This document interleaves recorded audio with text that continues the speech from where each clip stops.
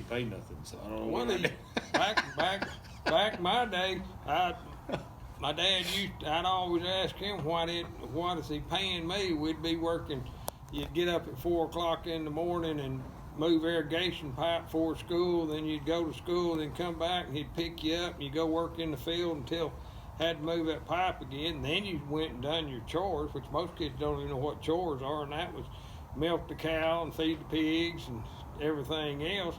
And I asked him one day, I said, Dad, are you ever going to pay us for this? And he looked at me and he said, well, son, you're getting 3.5 a day.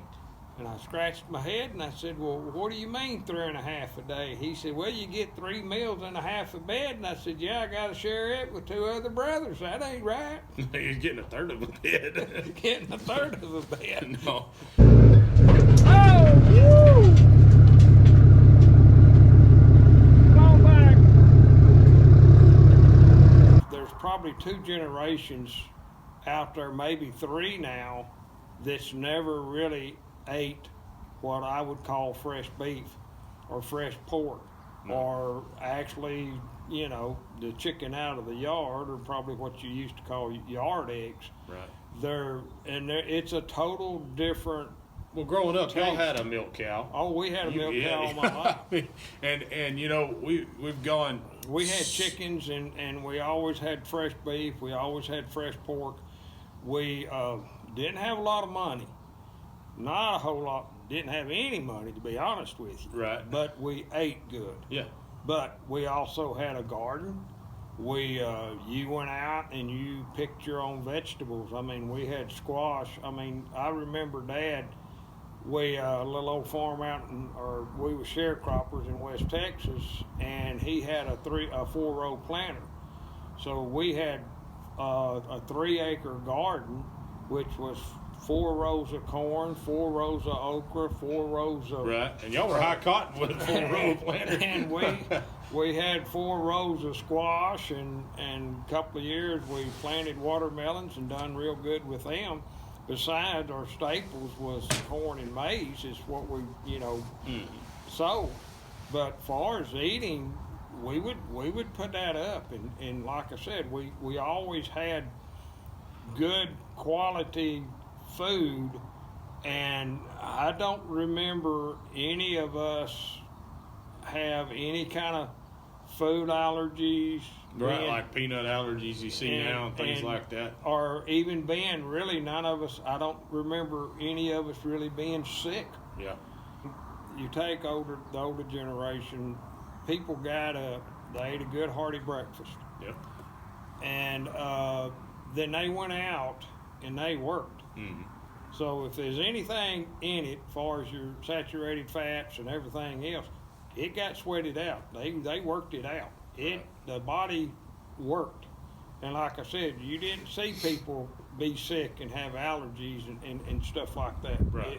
It's an actual healthier way to do it, but in turn, you have to do your part. You have to get out and exercise and do things.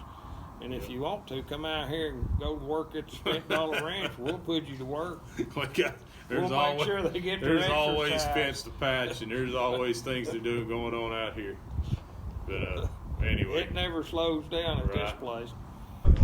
I was at a garage sale, and this guy had this tackle box, and it has got everything in the world that a man might need in the house.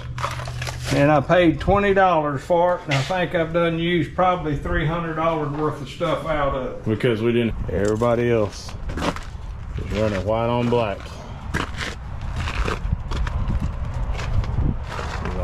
This guy here, he's the black sheep.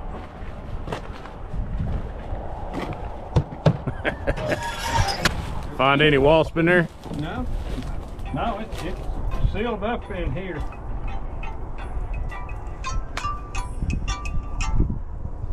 Yes, sir. I'm sitting out here fighting wasp out of a deer stand right now. What you got? Oh, but he just said there wasn't nothing in there. Yeah. Okay.